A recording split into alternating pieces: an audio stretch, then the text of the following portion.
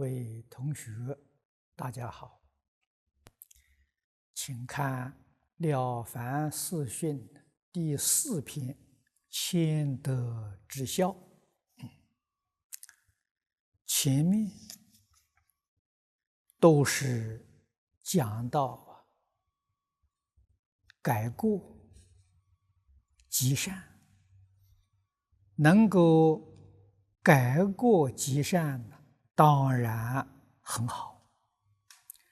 但是人在社会上不能不与广大的群众交往，因此做人最重要的是谦虚。如果涉及到傲慢，依旧是很难行得通的。所以了凡先生把谦德放在4篇文章的最后，就像佛经里面的流通分一样，意义非常重大。请看本文。意曰：天道亏盈而益谦，地道变盈而流谦，鬼神害盈而富谦，人道恶焉而好谦。这是《易经》里面的几句话。是故谦之一卦，6爻皆吉。我们看《易经》64卦了，每一爻都是吉利而没有凶相的，唯独乾卦只有这一卦。书曰：满招损，谦受益。这2句是《书经》里面所说的。禹履同助公应试，每见寒士将达，必有一段谦光可掬。这后面了凡先生说他很多次跟同学们一起去参加考试常常见到这贫寒的学生们将要发达，也就是他将要考中的时候之前他有预兆一定是非常谦虚。所以处事待人接物最重要的是虚怀若谷能够接纳别人，能够成就别人。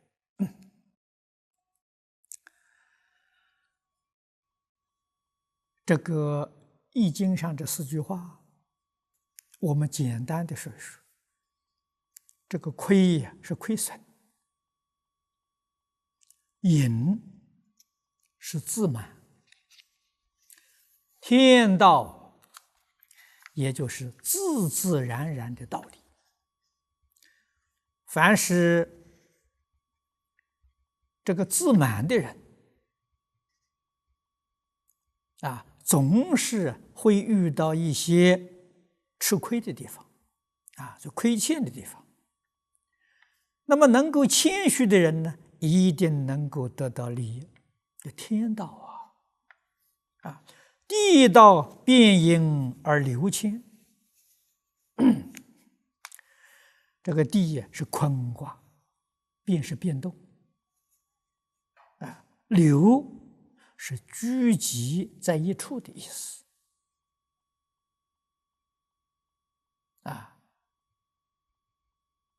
是有一种这个像流水，水总是会流到低洼的地方不会流到高的地方所以变盈而流谦呢，像水高的地方是满了，自满了，功高我慢了，得不到利益了，得不到资运了，资运总是在低洼的地方。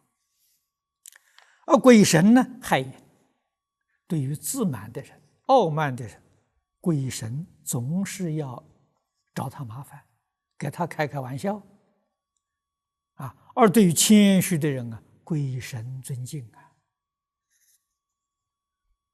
鬼神帮助人道又何尝例外呢？人道恶淫而好钱，对于自满的人自大的人、傲慢的人，人们总是讨厌他；对谦虚的人呢，总是欢喜他。所以谦之也挂了，唯有吉利而无凶灾这是做人重要的原则。那么下面了凡先生举了5个人来做例子我们从这个地方观察他眼光确实不错观察的非常准确。第一个例子，心为季节，我家善同胞凡10人，为丁金宇宾，年最少，极其谦虚，欲告费尽波云。此兄今年必第，非曰何以见之？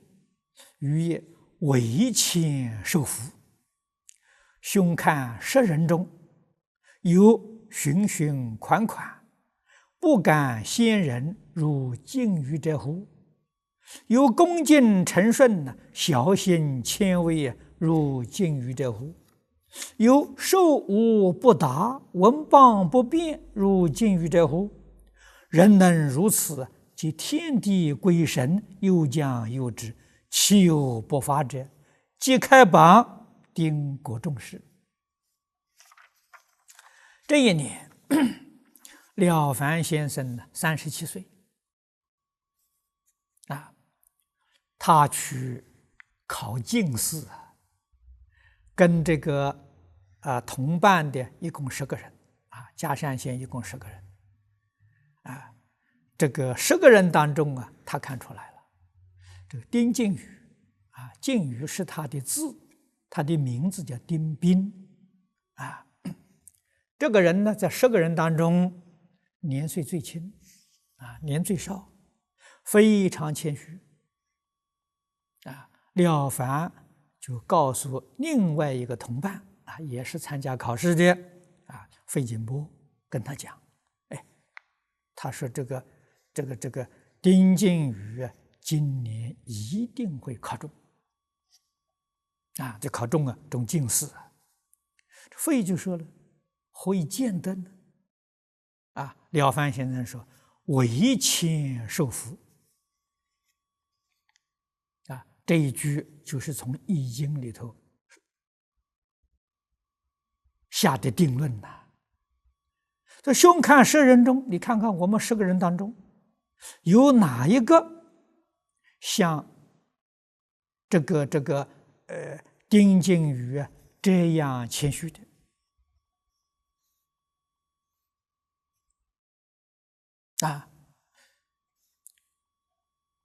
循循款款是讲的信用忠厚诚实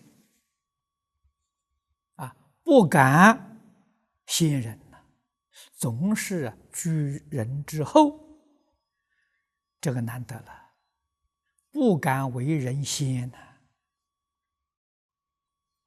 有恭敬诚顺，小心谦微，对于每一个人都能恭敬顺承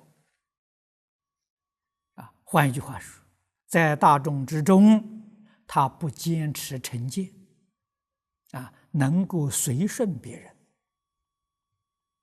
这个难得有受侮不答，他受别人侮辱，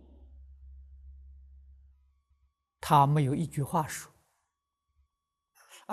听到别人诽谤他，他不辩别。丁金鱼都做到了，他一个人能够如此，天地鬼神呢都会保佑他，哪有不中的道理呢？即开榜果然中了，了凡先生没中了凡考进士去考了3次这前面2次都没中，这是头一次他37岁这一年去考试没有考中。那第2位呢，他举的冯开之这一年了凡先生43岁丁丑在晋丁丑年是公元1577年那么我们用公元来计算呢，我们的这个概念呢比较清楚。这一年呢，他又去考进士这是第2次去考，第1次是37岁，第2次是43岁第2次去考，与冯开之同处这也是跟他同时去考试的冯开之，也是浙江人是他们的同乡。见其虚极练柔，大辨其幼年之习他年轻的时候那些习气全都没有了这个冯开之这一次参加考试中了状元这个就是进士里头的第1名。这李继言质量亦有时面攻其非，但见其平怀顺受，未尝有一言相报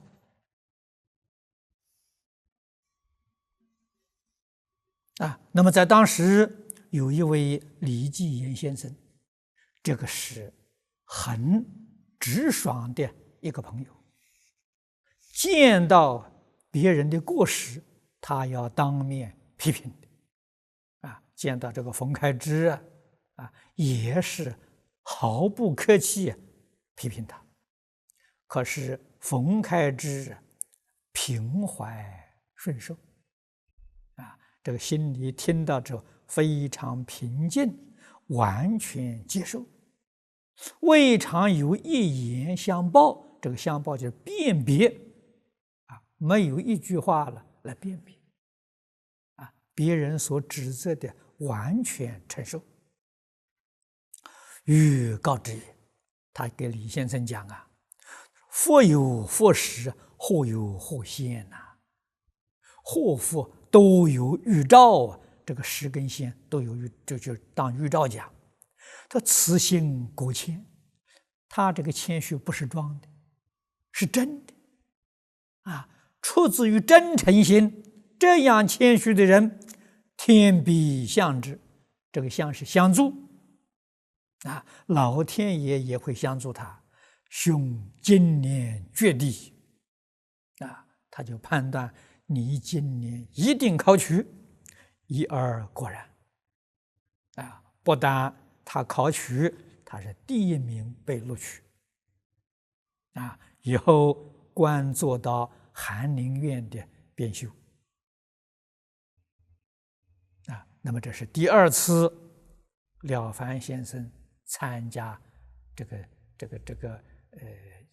进士的考试遇到同乡的这个冯先生。这第3个例子赵玉峰光远，山东冠县人，童年居于乡，久不第童年，没有满20岁，20岁叫弱冠，19岁以下叫童年，可见的这个人相当聪明啊。他童年时候就中了举人呐，考取举人呐。那么以后考进士呢，就没有办法啊，考了许多次都没有考取啊。其父为嘉善三尹啊，他的父亲是嘉善县的三尹啊。三尹呢，就是这个一个县里面呢，他的地位是在第3级啊。通常我们讲大尹，大尹是县长啊。大概要照现在的说法呢，这个二尹呢，应当是秘书长啊，主任秘书。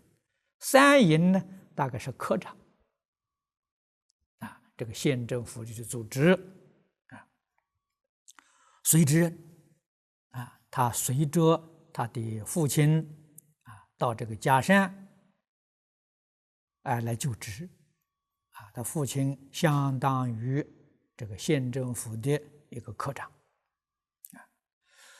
慕钱明吾啊，钱明吾是当时的一位学者啊，很有学问德行的一位老先生啊。知文见知，他自己做了文章啊，把自己的文章带去给钱先生看啊。明吾谢莫其文啊，这个钱先生呢，把他的文章大幅度的批改了啊，许多地方都把它划掉了。赵不为不怒且心服而速改也。通常文人的习气总是自己的文章好，别人改动自己文章心里总是不服啊。可是这个赵玉峰不一样啊。钱先生改了他的时候不但没有一点这个怒容而且真正是心服，心服口服确实能够改正。明年遂登第到第2年，他再参加进士考试，他考中了谦虚重要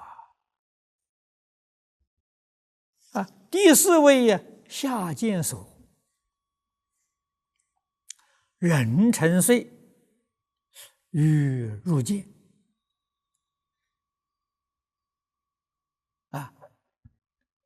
这一年是了凡先生58岁，入京是见皇帝，在京城遇到夏建所，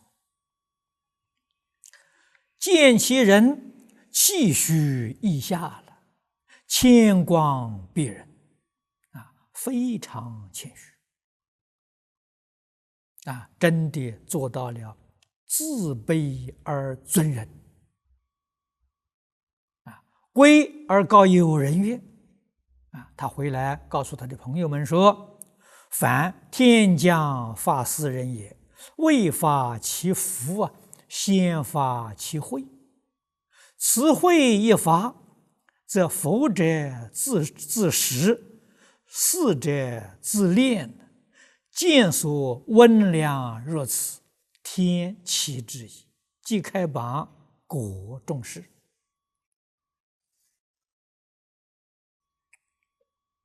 这壬辰年遇到夏建所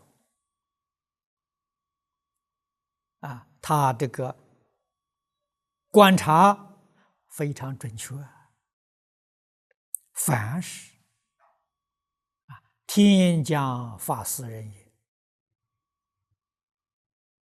这个话就是这个人将要发达之前这个福报啊还没有现前，智慧呀已经透出来了。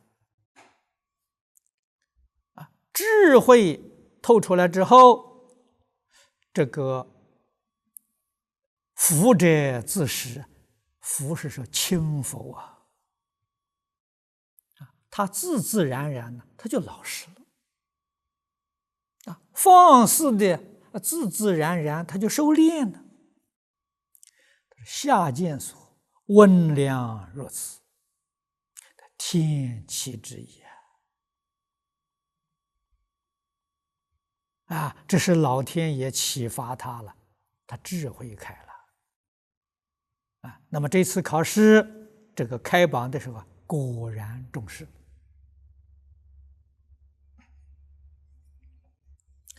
第5位是张维言。这是反面的一个例子。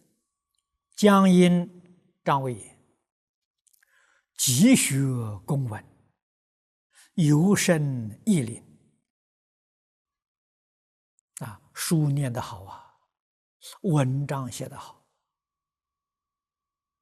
在这个现在讲的时候，学术界里头他有相当的声誉。大家都非常赞叹他。甲午南京乡试。这个乡试是考举人。张维言是个秀才。考举人。寓一寺中，住在一个寺庙里头，戒小无名，大骂士官呢，以为迷目。到考试完了之后，揭晓的时候他没考中。没考中他就骂这个考试官。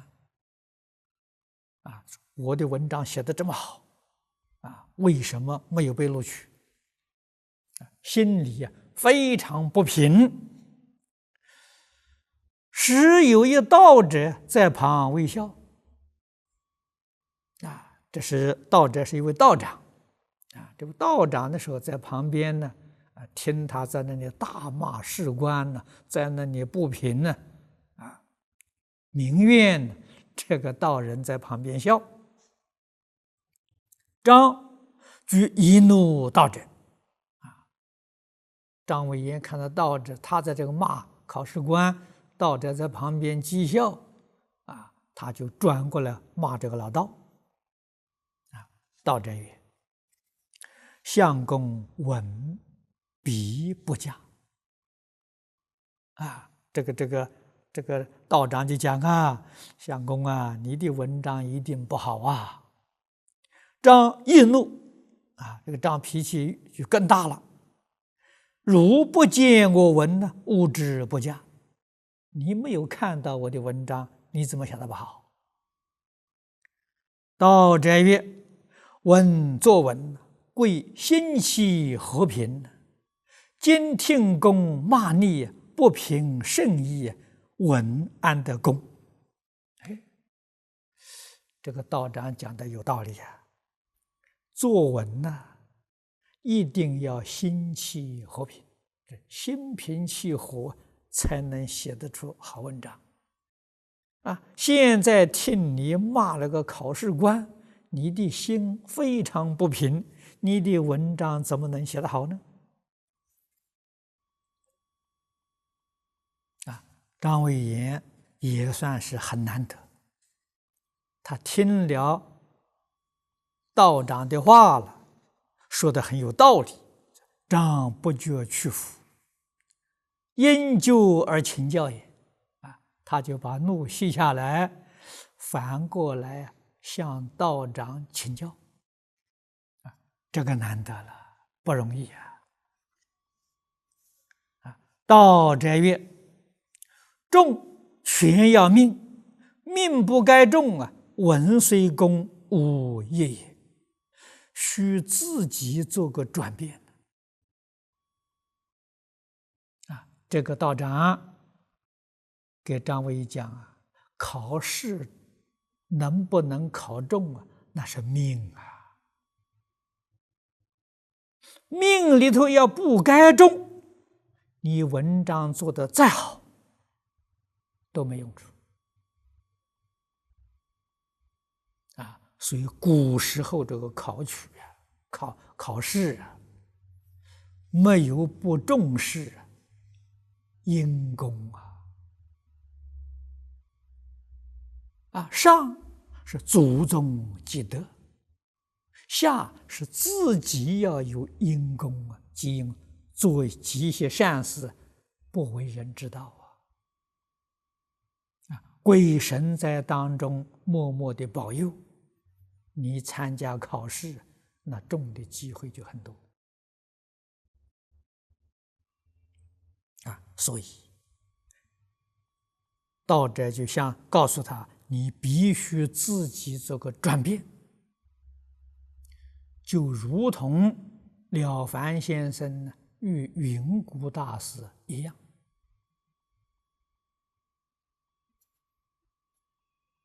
张悦张维言讲了，那既是命，如何转变呢？既然命里头不该考中，我怎么个转变法呢？道者曰：造命者天，立命者我。力行善事，广积阴德，何福不可求哉？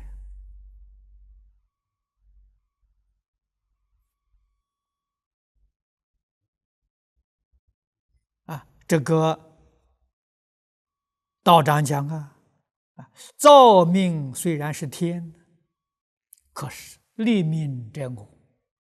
他这个意思跟云谷禅师的说法完全相同，劝他力行善事，广积阴德，这有求必应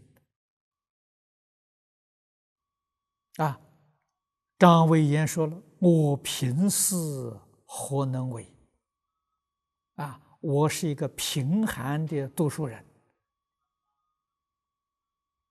你叫我去做善事，我没有力量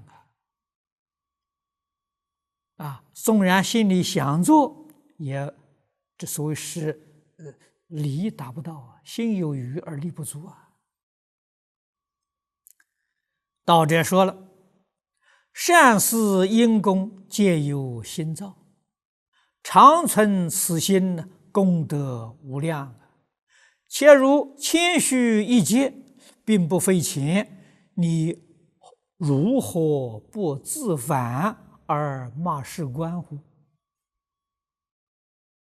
教他了修善积德的方法善事因功都是由心造要常常存一个善心常常存帮助别人的心，这就无量功德了这就举现前的例子谦虚这一节不要花钱你可以做得到的你为什么不自己反省？你去骂这个考官呢？这就是你的过失了。张由此折节自持张维言从此之后把这个傲慢的习气慢慢都改掉善日加修，德日加厚真老老实实断恶修善天天做反省的功夫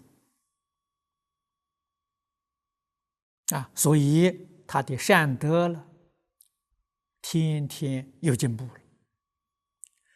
丁酉年，梦至一高坊，得世路一侧，众多阙行。问旁人曰：“此今可世路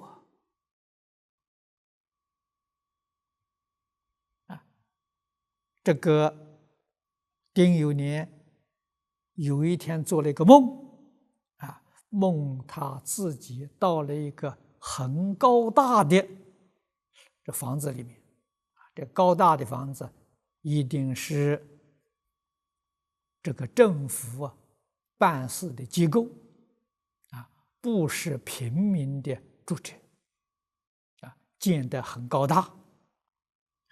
他在这个里面看到一本名册，名册里面有许多这个个子里头缺了，他很好奇，问旁人这什么东西？别人告诉他，这是今年这个考试的录取的名册。那么他就问了，为什么这么多这个名册里头好多名字缺这个空格缺名的呢？这个人说，科第应见3年一考教。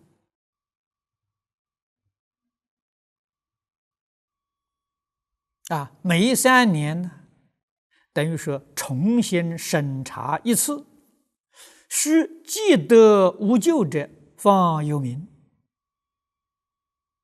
原本名册里头有名的这3年当中，他要记得他没有过失他的名字才保全。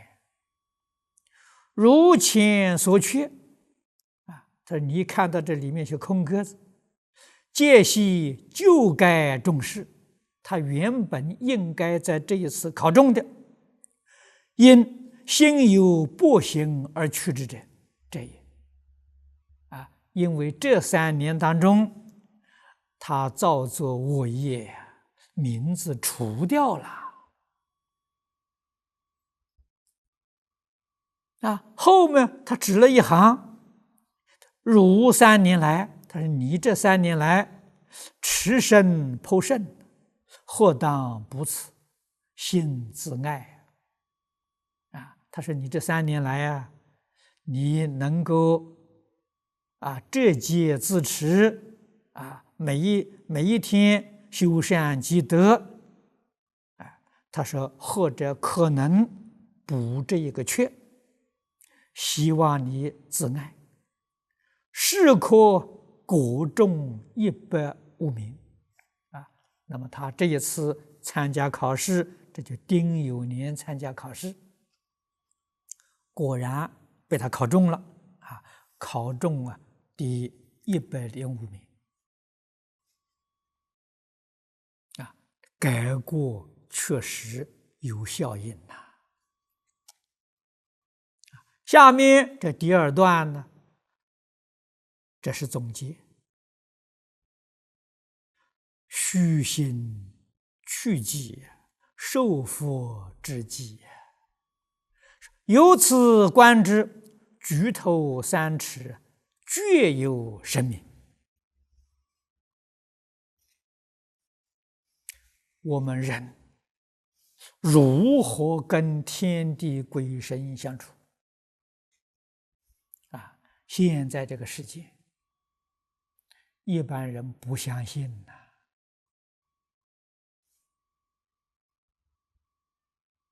不相信有鬼神，对鬼神这个事情完全置之不理。鬼神有没有？鬼神有鬼神照不照顾你呢？不再照顾了鬼神虽有，也远离了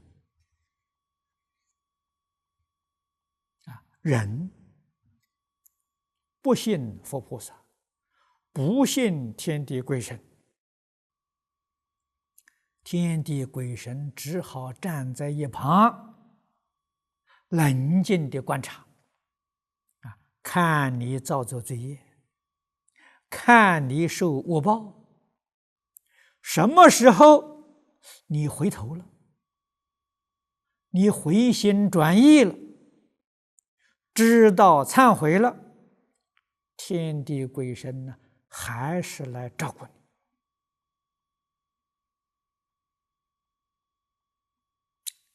人同此心，心同此理呀，鬼神也不例外。趋吉避凶，断然有我。自己一定要造因这一点鬼神没有法子帮助我们。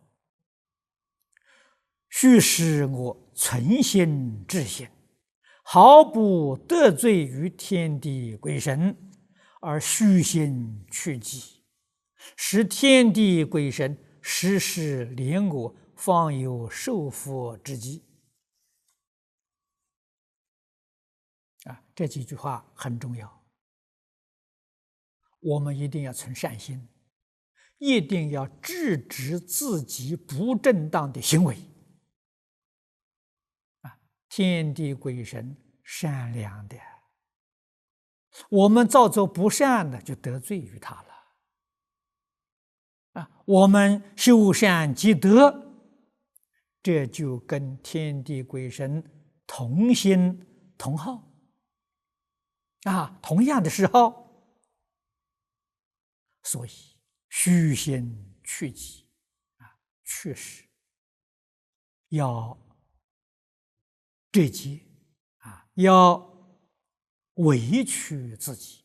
我们常讲委曲求全这样呢，天地鬼神自自然然呢就加持你。无论在什么处所，无论对什么人，自己能够迁就一点，委屈一点，好这个才是受福之基基是基础彼气隐者，必非元气这个人气势凌人，功高我慢，这个人的前途不会远大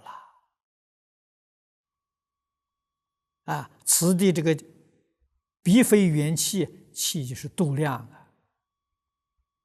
度量有大小这个人的度量不大，度量不大，成就也不大。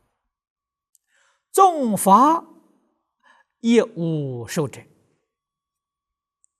也就是说，这样的人就算发达了，也不会长久享受到福报。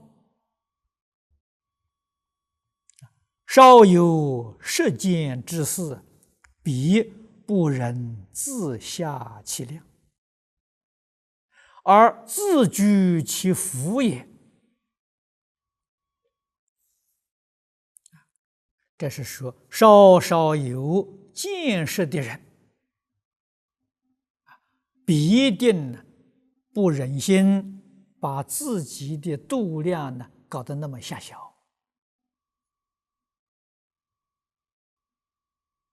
自己远离自己的福报。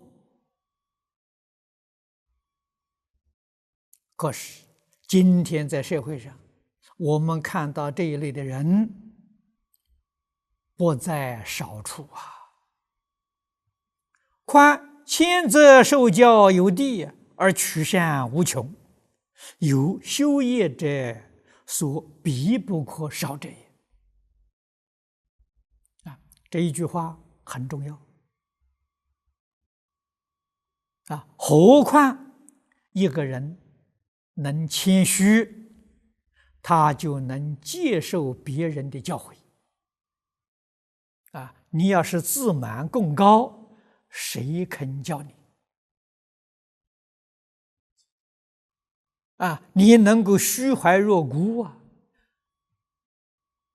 那些有德行有学问的长者见到你都欢喜教你，都欢喜帮助你，都欢喜成就你，你取善无穷尤其是修业者，读书人呐，做学问的人呐，所必不可少者。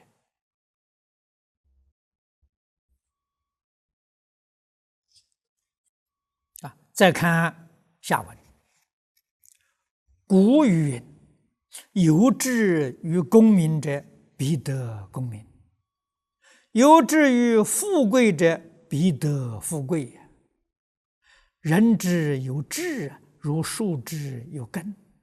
立定此志，须念念谦虚，诚诚方便，自然感动天地，而造福有我。”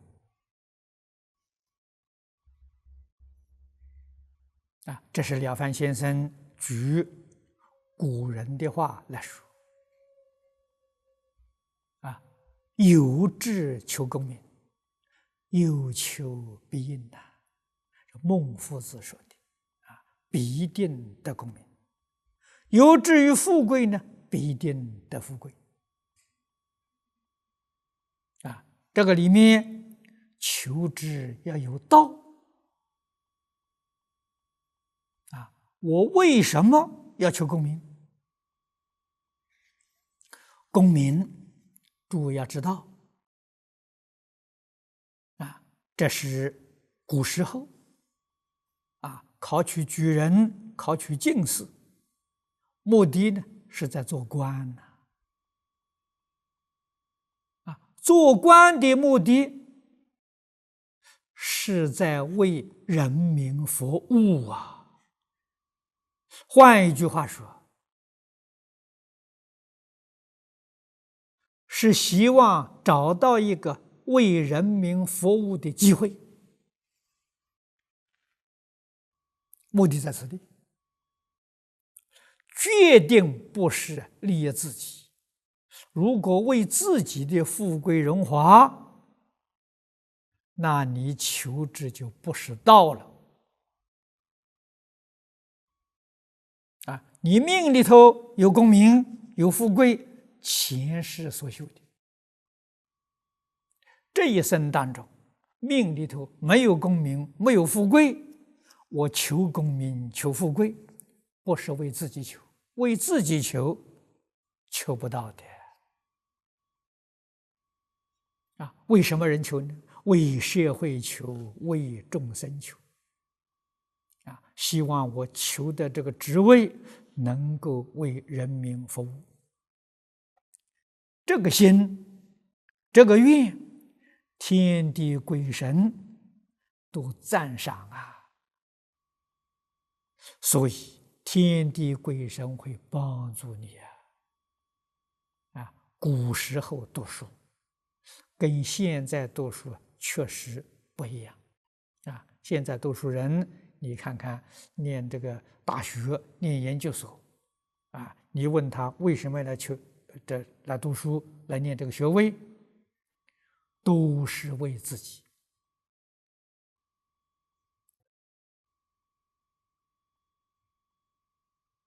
为自己的名闻利养为自己五欲六尘享受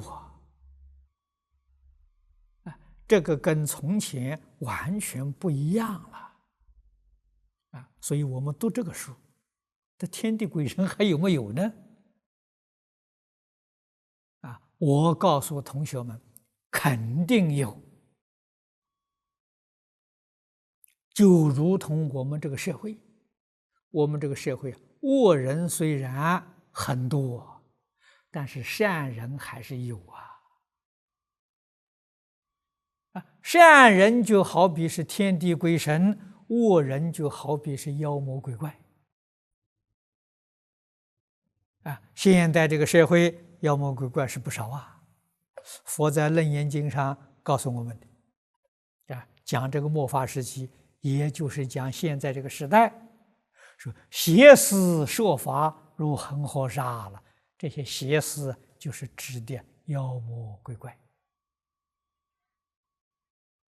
妖魔鬼怪跟这个佛菩萨不同的地方在哪里呢？诸佛菩萨教人正法，教人断恶修善。妖魔鬼怪呀，教人邪法。教人增长贪嗔痴慢。他教的东西不一样那我们想想，现在这些世间人，为什么这么多的人去信仰邪教，接受邪法？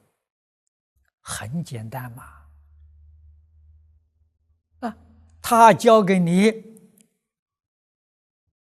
贪嗔痴慢，教给你享受五欲六尘，教给你可以不择手段那正中我怀呀，自然就跟着去了。所以邪思说法如恒河沙了，邪恶的力量充斥社会正法呢？正法只有隐藏起来了正法希望不被邪法完全灭绝，那只有用低姿态来求生存。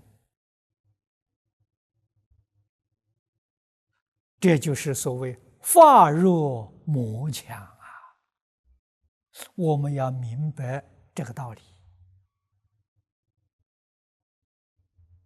在这个环境当中，我们一心向善，自然得诸佛菩萨善神的保佑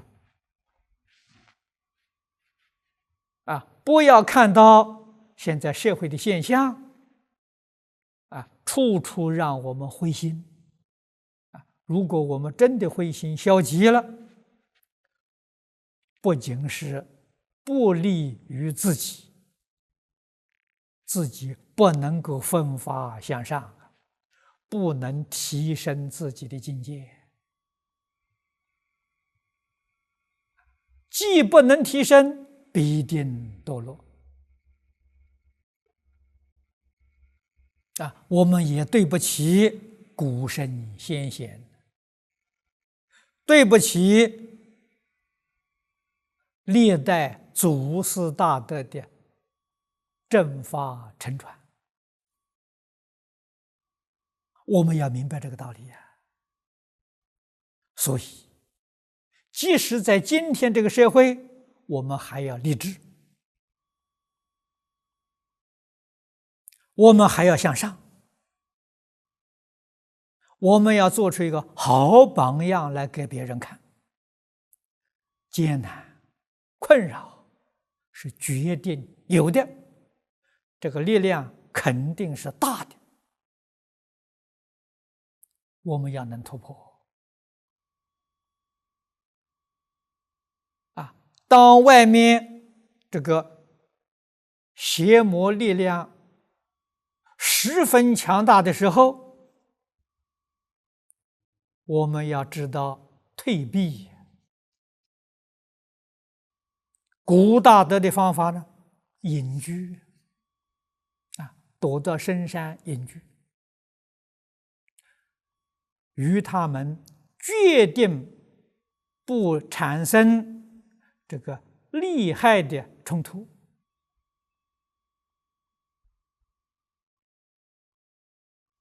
正法还是可以绵延下去古来的大德遇到这种灾难，往往是隐居在深山，教一两个学生，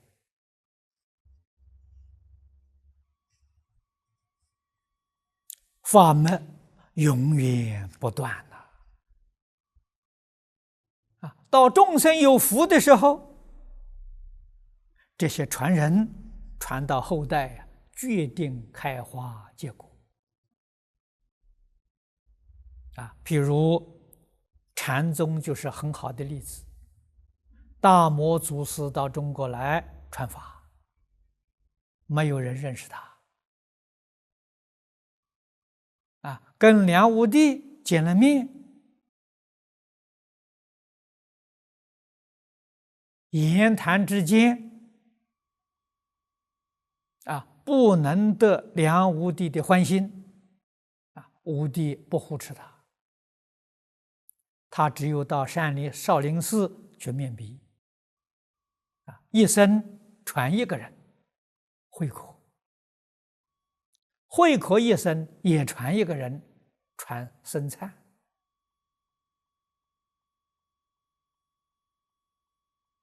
只要传一个人就行啊，这个法就不会断掉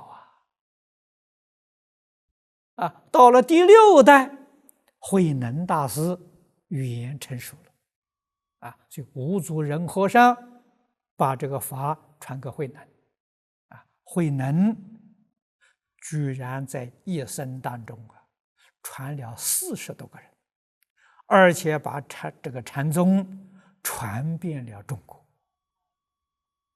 这在佛法讲时节因缘，因缘不成熟，不能勉强勉强决定反受其害，不得其利好，